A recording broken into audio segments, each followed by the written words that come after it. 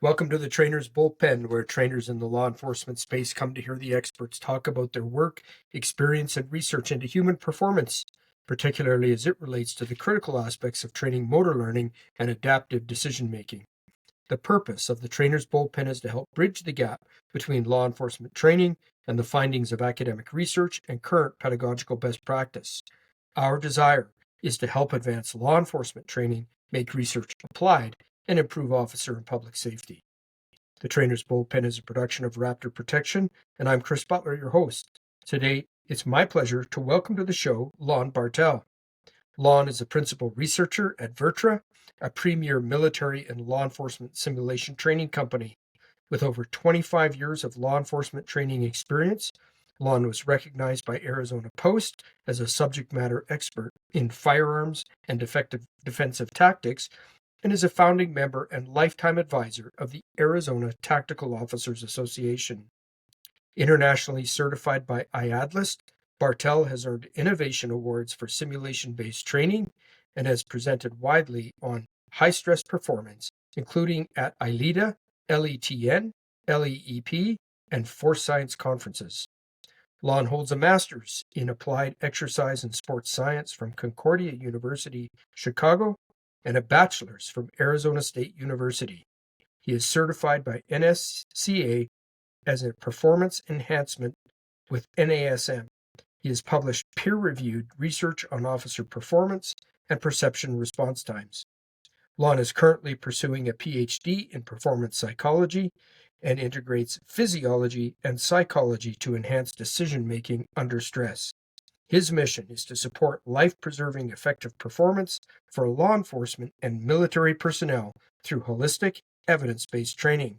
Lon, welcome to the Trainer's Bullpen, and thanks for making the time to join us today. Thank you. I just realized we left one off. You and I did a presentation together many years ago on mitigating lawful but awful police shootings at FBI-NA. Indeed, we did.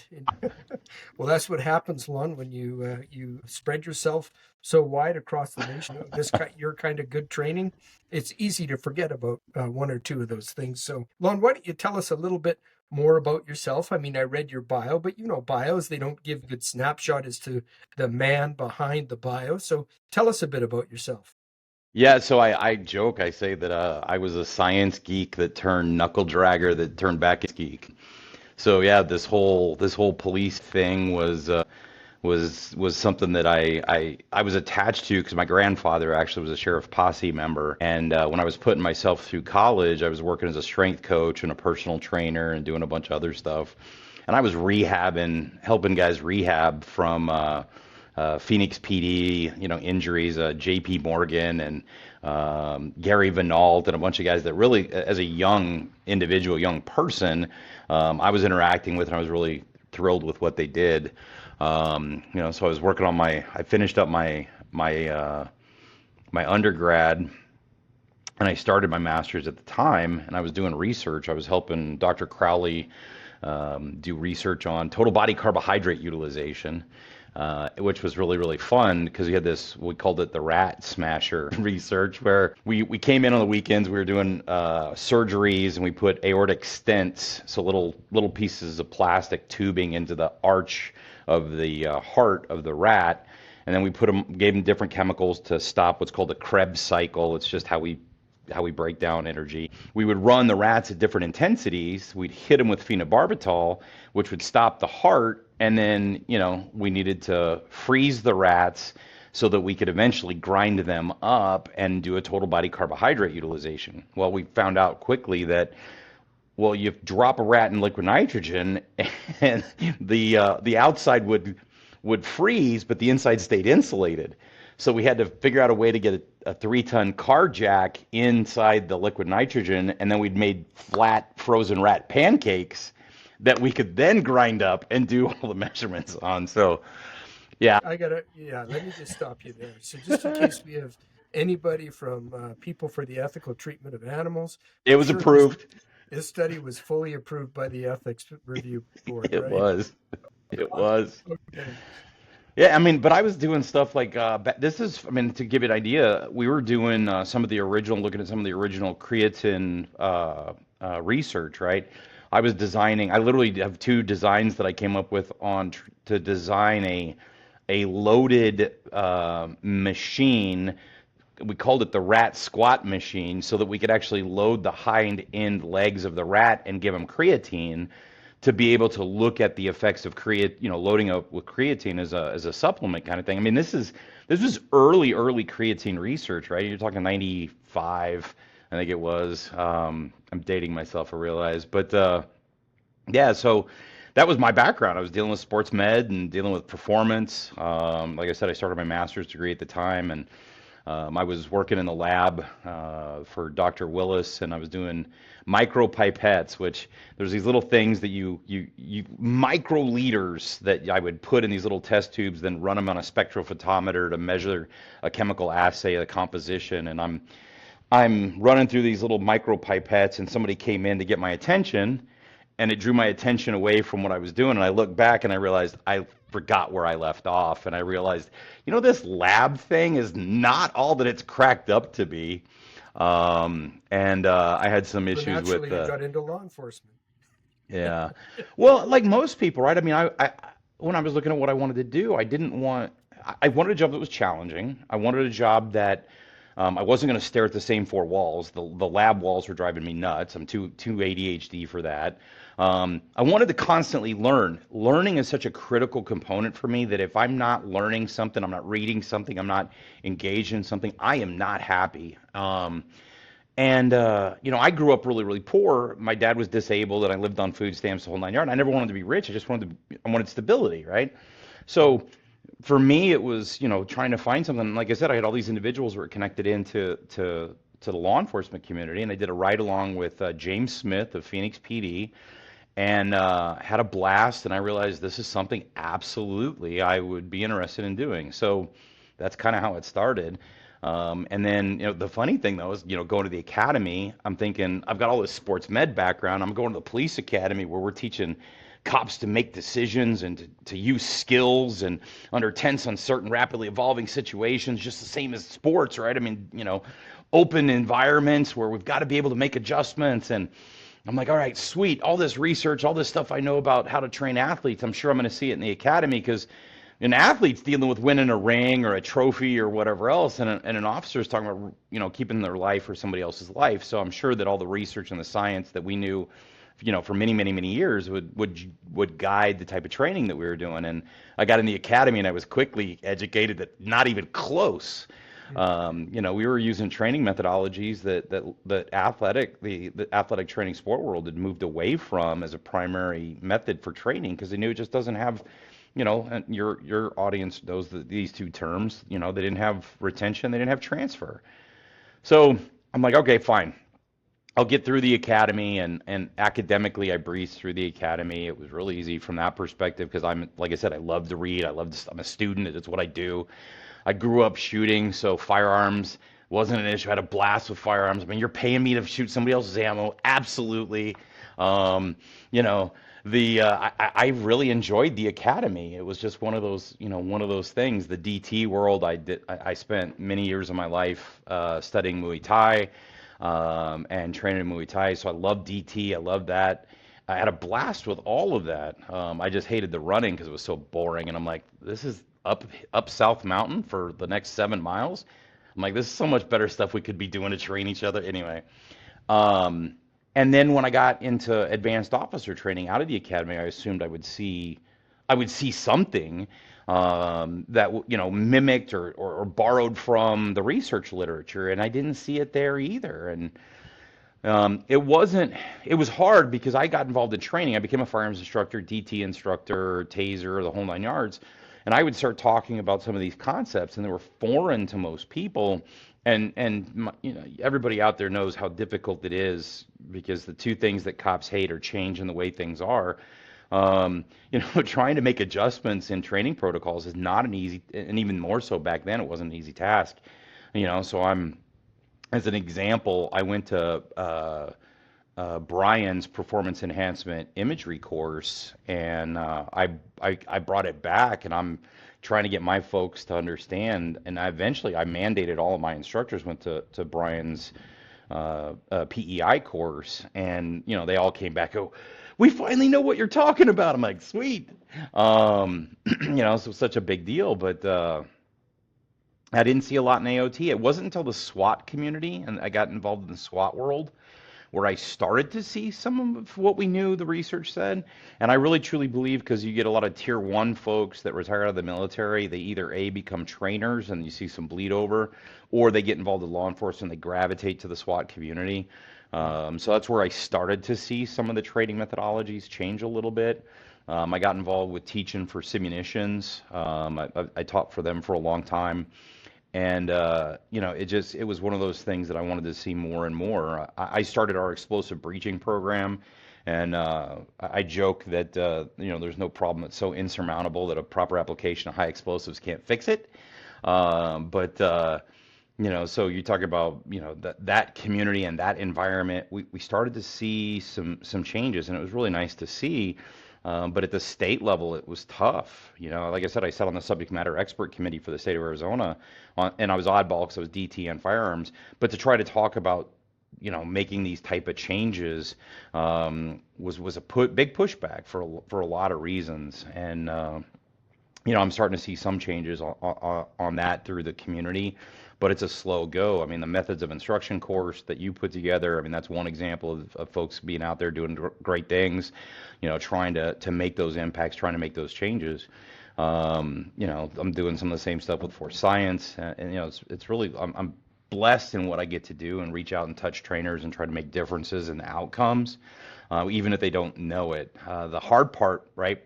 When you were an officer and you're shagging calls, you were making impact in people's lives, and you could see it, right? I mean, most of us have got stories where people that we did something with or for or whatever else came back to us many years later and said thank you, or you made an impact in my life or whatever, and it's so rewarding. But the moment you become an instructor, you're removed from that. You have a bigger reach because everything that you impart on your students, those officers, they now are interacting with other people, but you got a lot less upstream, a lot less feedback. And the same thing when I became an SME, it was even less. I'm training trainers how to be trainers, and you don't see, so you have theoretically a bigger reach, but you got a lot less feedback coming back on whether you're being able to make an impact. And that's a little bit weird sometimes. And then so I continued out, finished out my career, and I ended up getting a phone call from Vertra. And they were asking if I would come down and talk to them. They had a new position they were considering creating, and somehow they ended up getting my name. And I said, sure, no problem, love to. I was contemplating my PhD, and I started. So Lon, tell us a bit about Vertra. So I think most of our Yeah. audience is probably familiar with it, at least heard the name of the company. But Vertra is, what do you do there? So Vertra makes really high-end training simulations. The primary one that most of us know, that most people know us for, are screen-based solutions. We're the first one to come up with a multi-screen system. We have had a 300 that was really well known, and a 180, but the 300 was really kind of the one that made the impact because everybody's so used to a single-screen system. The moment you go to a 300-degree system, the sheer amount of information that you have to process rapidly changes. And then on top of it, positional based sound and some of the speakers, the way they're set up for vibration and all kinds of things from a stimulation perspective. And my favorite is what we have is called a threat fire. A threat fire is a little device that it's about the size of this eraser, a little bit bigger, but it uses electrical stimulation. So if you come in, dump into a room, and you get overly fixated, and a threat pops up behind you and starts getting a couple shots off, the instructor can fire off that threat fire, and the electrical stimulation hits your skin, and we'll all know about it because you're going to yelp, because to get that little pain stimulus to represent the threat environment. Whether it's gunfire, explosions, being run over, a dog, whatever else happens to be. I ran our content team for a long period of time, so that everything that we built, and during that time, I ended up with the team. We created over 100 hours of certified curriculum. It was important for us to get it certified by somebody else. Just providing curriculum, you become a self-licking ice cream cone. I needed someone else to say, hey, yeah, look, you guys are what you're putting together, or meeting or exceeding what law enforcement needs. That's where I started to work with IATLIST, International Association of Directors of Law Enforcement Standards and Training. So yeah, we've got just over 100 hours, everything from multiple active shooter modules to de-escalation to what was threat pattern recognition, contact cover, less lethal targeting, just tons of stuff all done within simulation. And then we just launched recently our headset-based solution, which is it's an augmented reality type environment. It's not a true, whereas the system can. We chose to use augmented reality as opposed to virtual reality to avoid some of the simulation sickness problems that you run into in true VR. I was pretty adamant because my PhD work is actually my dissertation's on the use of virtual reality as a training method. So I was really adamant. I'm like, you can't get cops sick in training. I said, you put a cop in a headset, you get them sick, and you send them off. They're a safety risk. Number one. Number two, you keep getting them sick every time they show up to training. They're going to quit wanting to come up to training, and I don't want that. So we've spent a lot of effort making sure that simulation sickness is not a major factor that we have to deal with. So the augmented reality is a component to that. Plus, it's really neat to have the sense of presence. I can take my headset and bring it to your house, and all of a sudden in your kitchen, I throw it on, and I've got a character standing in your kitchen that you're now interacting with, and that's kind of a neat thing. Yeah, so that's some of the stuff that we've been doing over here. Next week, actually, I'm heading to Washington, D.C. I'm doing a presentation for a committee. Some of the House members and Senate members specifically get to talk about effective law enforcement training. You and I, Chris, have had this conversation. It's not a matter of how many hours. Let's start talking about the efficacy of the training that you do. You can pour more and more hours of the same training that doesn't have a good effect, and it's not really going to give you what you want. So let's talk about efficacy, and that's literally my message that I get to address these folks with and talk about how important that is. So I'm looking forward to that. And that, like I said, that's next week at Police Week. Yeah, well, fantastic. And today, that you've carved out time to talk to us about research that you and some of your colleagues conducted recently, and it was published in the Journal of Forensic Biomechanics. The title of that study that you did is Time to Stop: Firearm Simulation Dynamics. And just for the reminder of our listeners, if you go to the Trainer's Bullpen website, you'll be able to access a copy of that paper right there for your convenience. So, Lon, why don't you tell us, like, this particular area of study, Time to Stop: Firearm Simulation Dynamics, why did you undertake this study? Why did you feel this was a area of study work that was necessary? Yeah, so I've done a lot of other research. I've done some stuff with Dave Blake, Dr. Blake, on holster and firearm combinations on draw speeds, looking at two different weapons platforms, 1911s and Glocks, and then two different holster systems and how that interaction came, which is really kind of a simple study. It's descriptive statistics. And my sports medicine background, descriptive statistics are unbelievably powerful tools. If you look, and the example I give all the time is like the NFL Combine. When we start looking at athletes and comparing to where they are to other athletes, you're looking at simple components. Great research doesn't have to be super complicated. So, Lon, why don't you tell us about this particular area of study? Why did you feel that this was necessary and important to undertake? Yeah, I don't think great research has to be overcomplicated.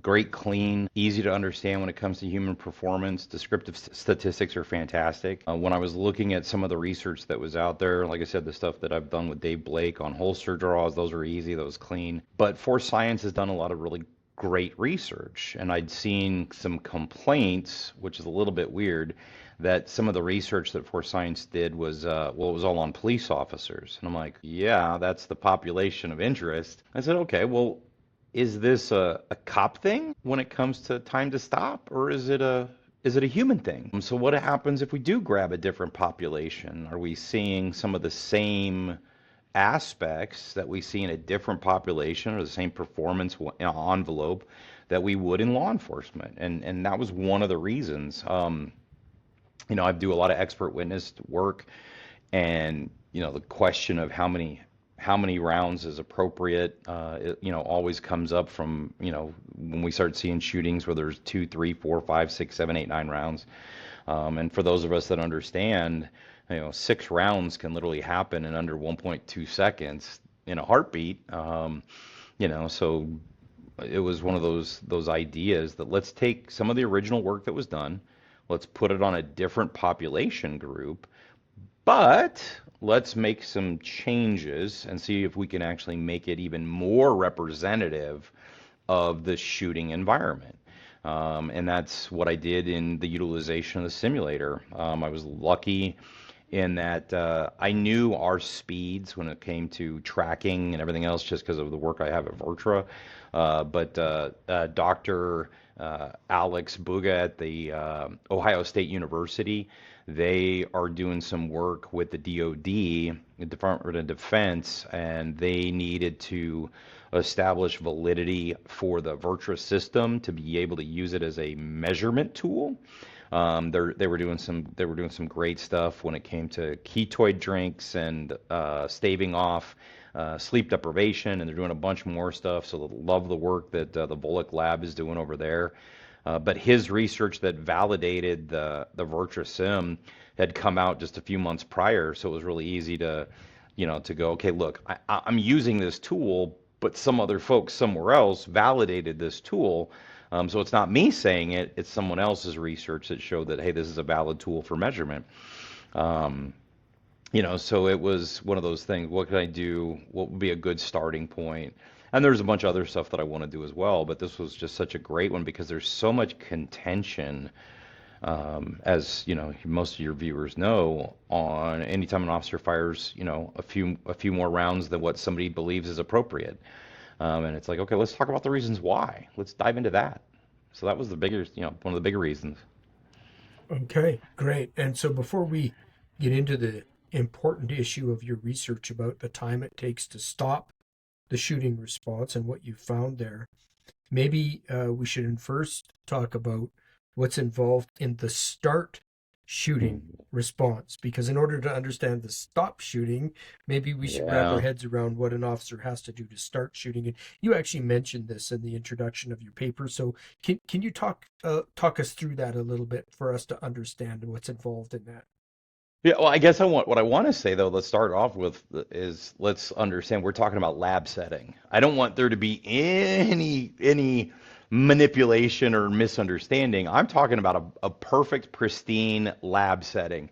And I make that differentiation because, like the work I did with Dr. Blake on holster draws, right? I think our average on that was 1.79 to 1.82 as far as on an auditory stimulus of drawing and firing one round. Now, I bring all of that in there because that doesn't mean that an officer is always going to be able to go 1.79 or 1.83. That just means in my setting, in a lab setting, when I told the officer ahead of time, hey, when you hear this tone, I want you to prime your brain ahead of time to make the decision to just draw the gun and fire one round is all I'm really asking you to do. That's not a shooting environment. That is just a lab setting. Now, is some of that applicable to an actual shooting environment? Sure it is. But let's talk about the level of complexity that you now are heaping on in a realistic environment where you have to filter through all of the signal, all of the noise, figure out what's important, be able to attend to it. Once you attend to it, when you see something happen, whatever that stimulus is, assign meaning to it. Once that meaning is established, then you have to figure out what's the appropriate decision response to it, and then carry out the decision. So, that 179, 183, whatever it is, yeah, that's in an easy setting. That's in a lab setting. So when I see officers in settings where, video and all of a sudden the response is much longer than that, I'm like, yeah, they're processing a heck of a lot more information and they don't know what the appropriate response is yet. You and I've had conversations about decision training and how important decision training can be or is. But yeah, it's a little different in a lab, and that's the one thing that whereas there's application to it. We can infer a bunch of stuff in a lab setting, and get kind of gives us a picture about human performance in the real life dynamic, but we can't confuse the two and say, oh, in a lab it's this, so in the real world's this. Yeah, no, not appropriate. So yeah, I mean, to answer your question a little bit more directly is you got to process the information, develop a plan, and then carry that out. And there's a lot that can go into that. Right. Absolutely. Yeah. So the different differentiating between the lab condition, which you said, and what you studied with this particular study really just sets a best case scenario for perception and response by 100%. officers. Right. 100%. Right. So you talk in your introduction about the fact you say this, you said it may be physiologically impossible to prevent or inhibit a trigger pull. So Yeah. what are the factors involved in that? Like once an officer is engaged in already pulling the trigger or they've made the decision that they are going to pull the trigger, what would make it physiologically impossible to stop that action? Yeah. So, we can talk about how that whole thing transpires, right? So visually or whatever the stimulus is, that creates the response. And we can go into a multitude of settings where that might happen. But let's say that response is triggered in the brain. My brain is going to fire that signal off. That action potential is going to travel down those nerves.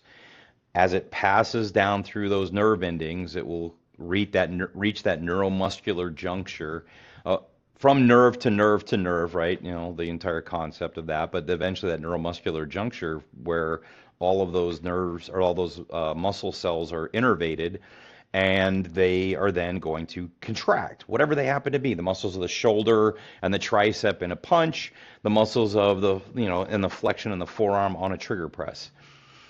Because that signal has been sent, you can try to send another signal behind it, but there's a lag problem. That signal is going to go. So the signal behind it of don't go is going to get there too late.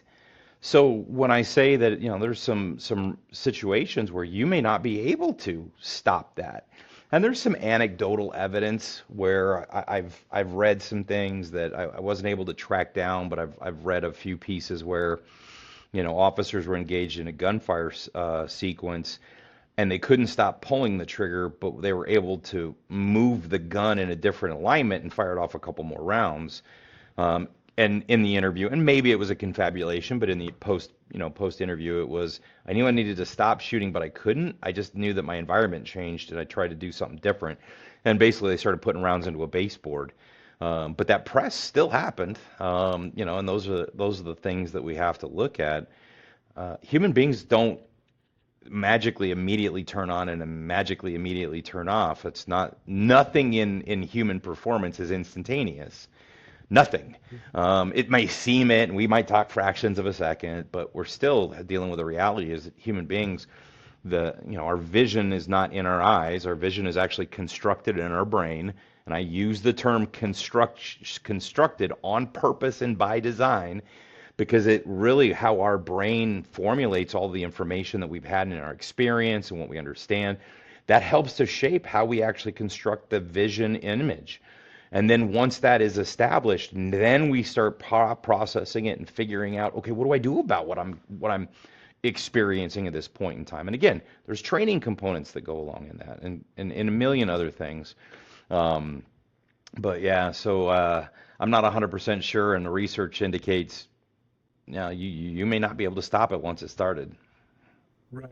Absolutely. And it's important that we understand we're not talking about because I think some of the naysayers, the anti-law enforcement side, who are very critical of these types of things when they happen, try to paint those who would come in and try to define some human factors, evidence as to why this happens as cop apologists. But if we step back outside of law enforcement, these time to start, time to stop issues are inherent to being a human being. I mean, that's what makes us love professional sports so much when we see a fake well played, because it people initiate athletes initiate an action, which is just a feint to bait a response, and then do something totally different, right? 100%. Right? I mean, it's everywhere around us. Our whole world is full of these human behavior factors. So you mentioned, like, and I'm full disclosure here, this is the first time I have ever heard of this term, and I was like really interested in it. And you mentioned it. It's from cognitive psychology, and it's related to an inability, or it impairs a person's ability to stop an action, and it's called the flankers effect, the Oh Eric yeah. flankers effect. So, okay, you got me on that one. Talk to Yeah, us so about the there's actually a flankers lot effect. of research that's been done on what's called the flanker test, and they use some type of visual stimulus. A lot of it's done typically on a computer or a computer screen, and you get these little symbols that are provided to you, and you're supposed to match which direction in the whole nine yards, and they switch it up on you, and all of a sudden you're not expecting it, and you end up picking the wrong option. And I've seen there's some, if you want to see some cool work, there's some of that work has been done in an exercise state, and how exercise can actually affect performance in a flankers test. It's just one of a bunch of different tests that are out there. We start looking at the human performance window, and I'm not talking, to full disclosure, we're not talking about you have a minute to decide. You have fractions of seconds to decide or to react or respond or whatever else happens to be. We're not talking a cognitive decision making and Mm-hmm. evaluation process. There's other factors involved, but yeah, the flankers test. We did some of that stuff back in the day. We put people on bikes, exercise ergonometers, and you start pushing their intensity, they make more errors. Whether it's because of the attentional aspect or arousal state or whatever, but you start seeing more and more errors that start to happen with that flankers test. Okay, so the flankers effect then, is that primarily attentional? So when there's competing attentional priorities or things that are fighting for an individual's attentional resources, that it impairs or slows down that performance. Yeah, you see a lot of the research specifically talking about any type of exertional aspect, which also there's an attentional aspect, obviously. To I would argue there's an attentional aspect when I have to have you push harder. That cognitive process of pushing through the pain, and when you're tired and everything else, there's an attentional resource consideration. They've done other stuff as far as distraction and whatnot, but yeah, the flankers test has been used for a variety of things. It's also been used to look at and evaluate neurocognitive damage. So individuals that might have some type of damage, those I've seen used in some of that stuff as well. Yeah, now one of the things you mentioned in your intro, you spoke about high stress arousal states and how that also impedes or slows down decision making and time to stop actions. And I was curious on your thoughts on this, because I've done a fair bit of reading recently on the difference between threat versus challenge states, and how a threat versus challenge state can dramatically impair decision making performance, Awesome, accuracy, isn't it? speeds. Yeah, and so I was just wondering, like, as you think about this time to stop stuff, um, has there been any effort to try to study the difference between officers who might be in a threat state? So, just for our listeners, a threat, the difference between a threat and a challenge state is mostly it's psychological. So, if an officer is confronted by a spontaneous challenge, a threat to his or her life, they're going to enter either into a threat or a challenge state. If they enter into a challenge state, the brain, there's efficacy, there's a feeling of self control, there's a feeling of being able to overcome this encounter, and so officers will lean into it and and and push forward to solve the problem and stop the threat. In a threat state, they go internally, heavily fear based, heavily emotive. And so we often talk about the difference between shooting to stop a threat and shooting to save your life. being one being a challenge state, the other being a threat state. So, Yeah. with respect to stopping a shooting response, do you know like is there must be a difference Yeah, but the between those two challenge, states? how do you effectively remember anytime we start talking about research, we also have to talk about care for the participants and safety for the participants. So, how do you effectively create a dynamic where, okay, they're not in a fear state, they are in a fear state, they're in a challenge state. How do you do that and at the same time ensure, the safety of the participants psychologically and physically, right? There's more than just the physical component to it. Um, so there's some challenges in that in and of itself. The I haven't seen a lot specifically on time to stop. You've got all the psychological refractory period stuff and SSRTs, which we'll talk about a little bit later, but I haven't seen too much as far as in inducing a challenge state as opposed to, a fear state, for lack of a better term. Um, I've always questioned, and this is something that I've had discussions with folks. I question if part of it isn't just the attentional focus, right? On a challenge state, I'm outcome focused, Right, external. right, In a fear-based state, I'm more likely than not, I'm internally focused. Myself, my safety, it's all here, here, here. So the difference on the ability to focus on the outcome versus the insight, and there is some research on that, right. but the performance envelope, I don't know if I'm going to get a bunch of college kids. They're going to let me put them in a situation where they're experiencing challenge versus threat state and go, okay, let's go. Right, right. Yeah, like you say, it's one of those things that's probably extremely difficult, if not impossible, to Yeah, actually test.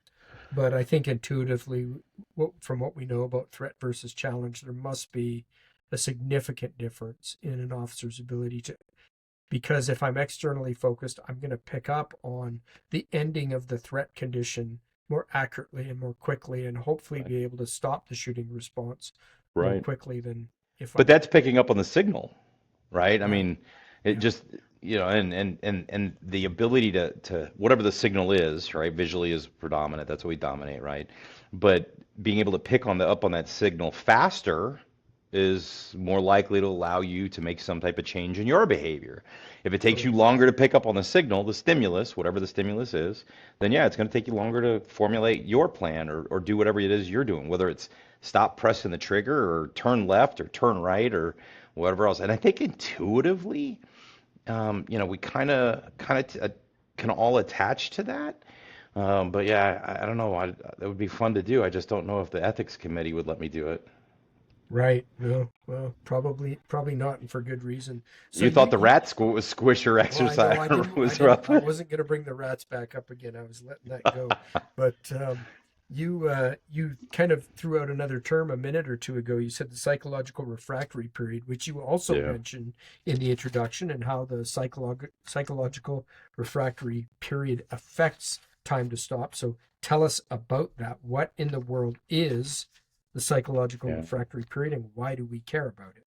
Well, it was actually something I tried to avoid in my study by design, because I didn't want to measure that. And the short version is that you have a signal that's sent. If you send another signal that's too close, there's a period of time where the nerve cells and everything connected to it, they don't have an opportunity to repolarize and refire.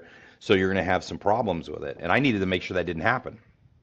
So one of the reasons why the delay was established in my study was to bypass any potential that that refractory period was part of the results that I was getting. So all of my folks were getting a 2 second or longer break between the original start signal and the stop signal, which is, if I remember right, it's like 3 orders of magnitude beyond what most of the research said as far as what the psychological refractory period actually is. But that was by design. I wanted that, purposely so I could go, no, I'm not, I'm going to mention it, but I'm ignoring it. I'm purposely leaving that out of my equation for multitudes of reasons. Right. And so so the psychological refractory period, then, if I understand it correctly, is it's the time delay between two very closely presented stimulus. Stimulus Yep. one, stimulus two comes along very quickly after that. There's a time delay that you can't respond to stimulus two until you first finished responding or organizing a response to stimulus one. So you avoided that problem in this study. How was it in the timing between the time to Yeah. start and the time to stop signals? Yeah, so the time to start and time to stop signal was at least 2 seconds for every participant. Okay, So that way I knew I was clean. I spent a lot of time looking at the research to make sure that I was beyond it. And like I said, I was significantly beyond it, so that I didn't have to.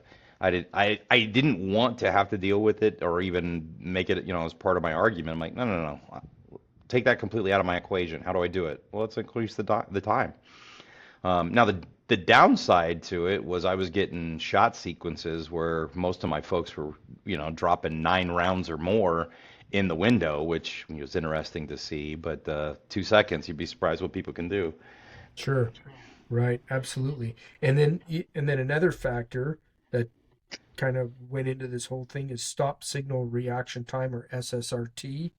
Another critical factor involved in the time to And stop that issue. does So play into what I was sure. looking at. So Yeah, yeah, right, that right. So what is that? So talk to us about what is SSRT and how did you that's factor that kind of in? the heart of what I was doing, right? It's the time that it's going to take you if you're engaged in a task, whatever that performance task is, how long it's going to take you once you're provided a signal, the delay between it to stop doing what you're doing. And for my particular event, it was, the cadence on the trigger, and I've seen tapping being done, and I've seen other things in the research. But it wasn't just firearms that we've seen, that the SSRT is a component. I just happened to use firearms to look at it, and not necessarily look at performance, but it factors in to the equation on why we had some additional rounds that were fired. Attention and everything else plays into it, obviously. But yeah, that SSRT is something that I needed to be at least mention in the literature review and say, hey, look, this does play into what we're seeing here. And whether you think you can fix that or not might be open to debate. I don't think the literature says that you can, Hmm. but we can always have those conversations over coffee. Right. And so all of these factors that we've just been talking about, the flankers effect, the psychological refractory period, the stop signal reaction time, all of these things are certainly at play in an officer's ability to quickly perceive that the environment has changed and then be able to stop that shooting response. So that leads us now to your study that you did to exactly test this using the Vertra Yeah. technology. So tell us about this. How did you set up the study? Who was involved? How did you do it? Y- Yeah, so I was doing a presentation at a university, and I was doing it with Vaughn Kleem and Nicole Florisi. Nicole being my lovely bride now. She wasn't at the time, but and we were doing a presentation. We brought two single screen simulators, so that people could experience some of the stuff firsthand. Because I love doing those experiential drills for people where they can actually put themselves in a position of an officer. I've got some stuff that's based on. I've got a lot of work or a lot of scenarios that are literally based on some of the research that Force Science and others have done. And what's really amazing to me is to see how much what I see in human performance in these settings marries up to what the research was showing. But we had both of the simulators running. We did this big presentation on human performance, and we were started sampling the college students that were there, were willing to participate. The drill was really easy. The screen was set up. We told them ahead of time, this is what we expect you to do. It wasn't like you had to make any decisions. I didn't have to process anything. There were no choice considerations. Didn't have to worry about any component of, all of a sudden, well, there's two choices or four choices. No, no, you're either going to do this, you're going to do this. We're taking the decision-making component and the time that it takes to make those decisions out of the equation. And the big screen used a TQ-19 scoring target. It started off gray, which was neutral, and it turned green. When it turned green, they were told to start firing, and when it turned red, they were told to stop. This information was provided to them in a written format on the screen, written format on their informed consent notification, as well as it was told to them verbally. And we wanted to make sure everybody understood it, because one of the things that I did is I only gave people one run. What I didn't want to do was have to start factoring in for what's called a training effect. Yeah. So if you, let's say I'm doing research on cup stacking, well, your first couple attempts at cup stacking aren't going to be very great. But all of a sudden, after you've done it a while, you're going to start getting good at cup stacking. I don't want that. So by design, I took their first, call it a cold bore shot, right? You got one run, and that's the data that I tracked. The original research, they tracked they had let people go through it, but what they saw was there was a statistical difference in the first run versus, the multiple runs, because they started seeing a training effect. I didn't want to have to contend with that, so it was a single run. But on the screen, they were told, target's going to turn gray. That's your preparatory. Get ready. As soon as it turns green, start shooting. As soon as it turns red, stop shooting. The target itself was actually TQ-19 size, but it was actually steel simulated. So there was a notable audible hit, and there was a vibration on the target when they hit it. It actually encourages people to get on the gas a little bit and to continue on. And they get those 2 seconds or longer exposure. And we recorded everything from what was the initiation time to how many rounds they fired, and then when the stop signal was provided, how many rounds were fired after the stop signal and how long it took. So So it your was participants, were they law enforcement officers that were doing this, or how did you no. get this study? Who was the cohort? It was the university. These were predominantly kids, I say Oh, kids, okay. college kids, right? So we had, now hear me out. So interestingly enough, a bunch of them were on scholarships for esports, and I didn't quite understand. I said, "What do you mean?" Yeah, I'm on a scholarship for esports. I go, what sports are those? They play video games. And so I bring that up because a lot of them are first person shooters and Fortnite and all this other stuff. These kids visually, I mean, they're used to tracking things rapidly and making, physical adjustments with their hands on a mouse or whatever else happens to be. But yeah, all of them were almost all of them were actually college kids. The age, if I remember right off the top of my head, it was I want to say the average age was like 22 years old, 23. I mean, they were all young. But yeah, we had the e-sport crew, and there were a couple of them, man, they could run a gun. They were running that trigger like I hadn't seen. I mean, I was getting the one kid, he was running 1600ths of a second split times, if I remember right. So point one sixes, point one sevens. I'm like, that's smoking fast, man. And I've Yes. Yeah. tested a ton of stuff. The study that I did with Dave Blake, I actually pulled a bunch of data when we did that. It wasn't just the holster stuff, but I got friends of mine. There's a gentleman that I know really well here in Arizona. He's a competitive shooter, John Murray, and I had John in there. John will run a trigger, and I see 15 to 1700 split times with John, and that's just his performance envelope. And I'm like, holy smokes, man! Point one fives, point one sevens consistently. Yeah, I'm not that fast. Yeah, that's automatic speed almost. Yeah. So, But these and was kids were it, fast. and what were they running? Like, what was the weapon It was a that you Glock. had? Well, so it was a Glock, an actual Glock. One of the things that Vertra does is we build kits that are drop-ins, and I take the barrel out of your Glock. or whatever handgun it is, and I take the magazine out. I drop in my barrel. My barrel then affixes to the weapon itself, and the magazine then is loaded with liquid CO2.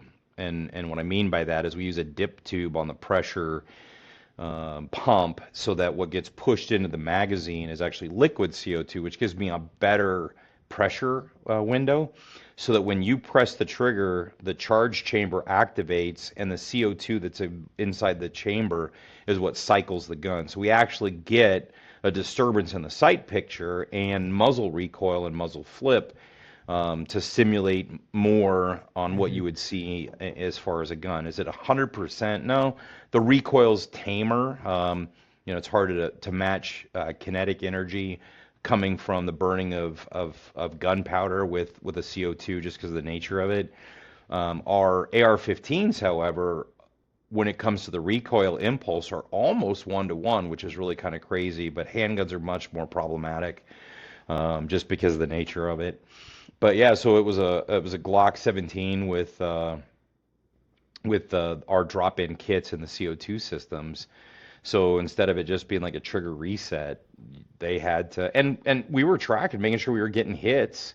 It wasn't like they could just do whatever they wanted. Mm-hmm. But yeah, make sure they were actually getting hits, and we could see it, they could see it, everybody could hear it. The target would turn, you'd hear the clang of shooting the steel, and then we obviously tracked it when it came to the end report. The end report kicks up start time, stop time, hits, misses, then time after stop. And it graphs it all out so that we can look at, okay, here was where your first round broke. Here's where your first round broke after the stop signal. And here's the last round after the stop signal. Right. And then we Okay. recorded all of that data. Right. Cool. So just if I've got this right, so they're standing in front of the screen. They've got a Glock 17. What was their start position? Just a ready position or Ready pointed at the position. screen? Ready Yep. position. So they got it ready to go. Eliminated my problems with my non-trained shooters. Sure. I Right. Right. right. I'm Dealing with it. Yeah. controlling the variables as much as I can in a Yeah. lab setting. Right. Right. Well, and you weren't looking at holster times and all that. That you were looking at a stop shooting paradigm. So totally get it. So they're facing the screen, and then they've got a gray target. And when the target turns green, that was the signal for them to start shooting. They would Yep. begin shooting as fast as they could with getting hits on the Yep. target. And then the target would unexpectedly turn red, which was a signal to them as soon as it turned red to stop shooting as soon Yep. as they could. Correct? Okay. All Correct. right. So the target goes, I'm shooting as fast as I can on a green target. The target goes red. I try to stop shooting. And what did you find out? What were the results? Yeah. Most How, most people are shooting 2+. sure. Yeah. I mean, and the original research, that Lewinsky et al. Did. The interestingly enough, it's referred to often as the Tempe study, and there's a little bit more of a connection to that to me, in that uh, he did that work at Tempe with Craig Stapp. Craig Stapp was the range master over there. Craig Stapp was also my mentor. So when it came to being a young firearms instructor, learning how to teach, Craig is actually who kind of got me going along. And I remember when that study kicked out, I was over there and they were showing me what they were doing and everything else. I didn't really know force science at the time. I wasn't involved as much as I ended up becoming. But yeah, the original that they did with law enforcement, on average, they were getting just over 1 round additionally. I did it with college kids, and college kids were getting 2+. So, you made a statement earlier that it's not just cop factors, it's human factors. Well, yeah, my population was not cops. They were kids.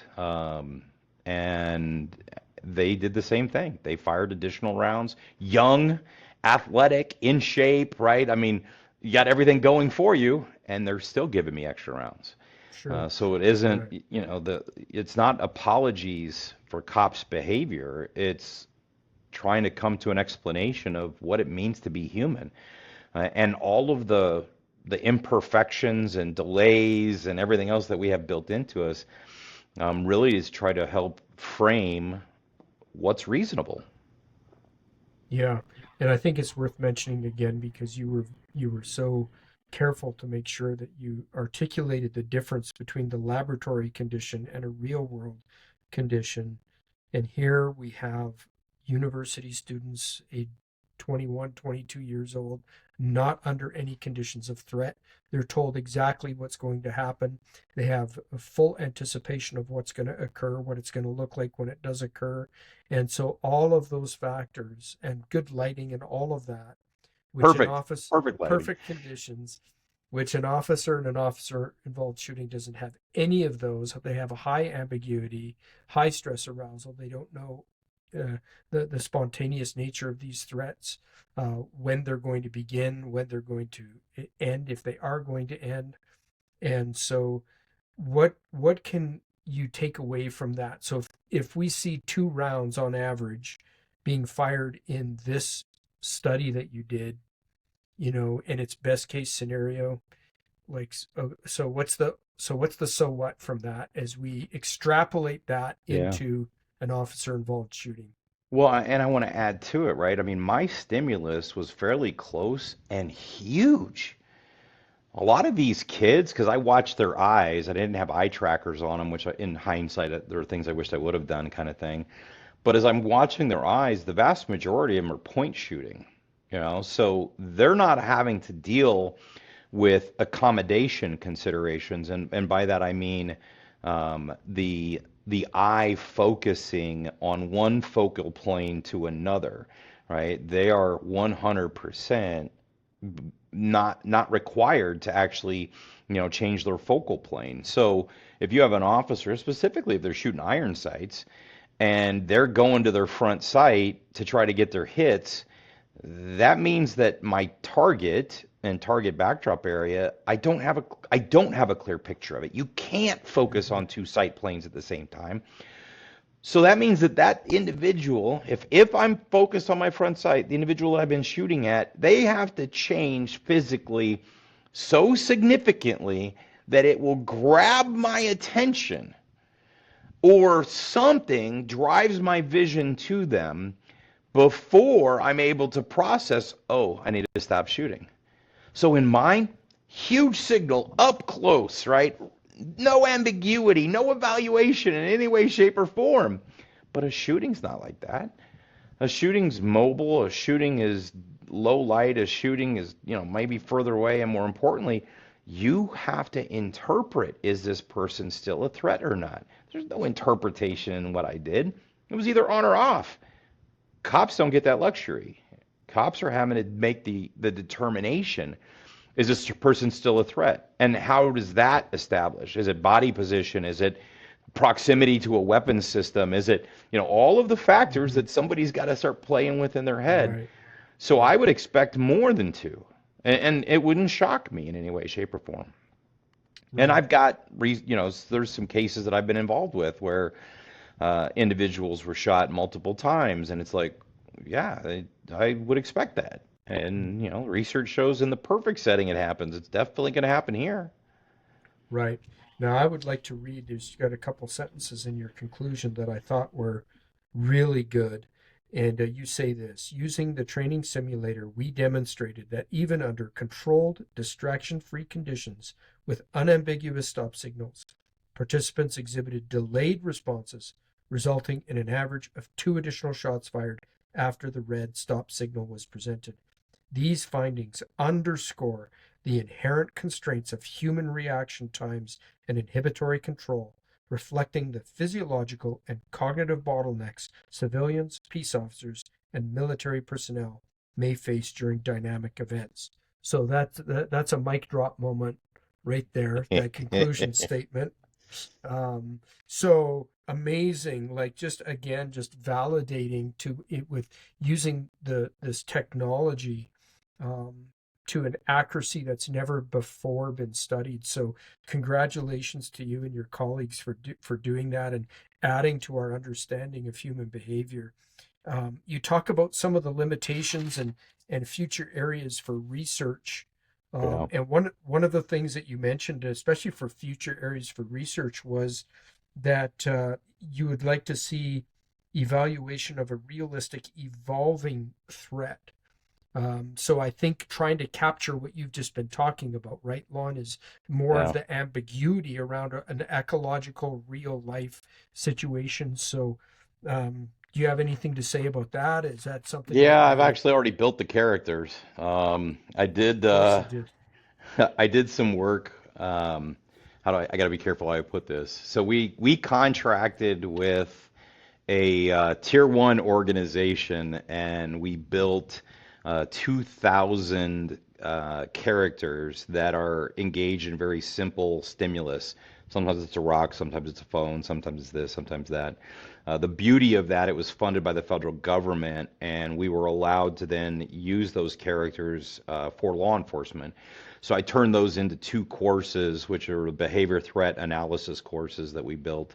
But I want to use those because instead of big red green targets, now I have somebody that is, pulling a wallet or a phone or a gun or a hand grenade in some of them or whatever else happens to be.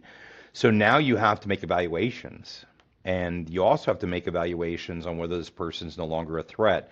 We built the hit zones on these characters very tight by requests from the original group that we worked with. And by that, the actual lethal hit zone in the head is no bigger than a fist. So we're not rewarding any type of peripheral. It has to be, it's also anatomically fixed or anatomically correct as the character moves through space. So I had to work with the artists as far as where the hit zone is. So as the head turns, the actual hit zone, it looks like it floats, but it's actually staying consistent as the body moves and bends and everything else. Same thing with the hit zone in the chest. That cardiac vault is sitting just slightly left of center.